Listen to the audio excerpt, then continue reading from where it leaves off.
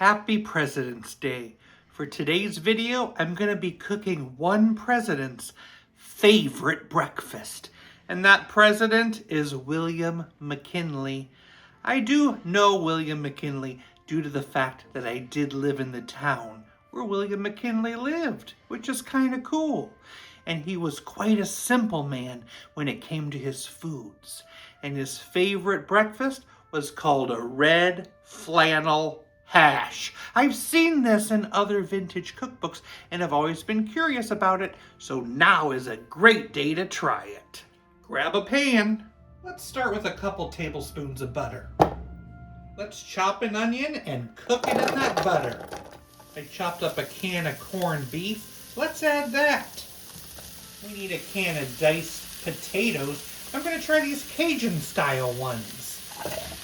What makes this red flannel hash is that we're adding a can of chopped up beets. We're going to add some pepper, 1.5 teaspoons of Worcestershire sauce, as well as a splash of creamer to help bind it together. Let's cook this and allow it to brown a bit. I've made a few wells in that hash that I can add some eggs to. Let's cover and cook for a couple minutes. I'm hungry. Red flannel hash. I really like the beets in there. It really complements it really well. This is a tasty meal. Very comforting, and William McKinley makes really great choices.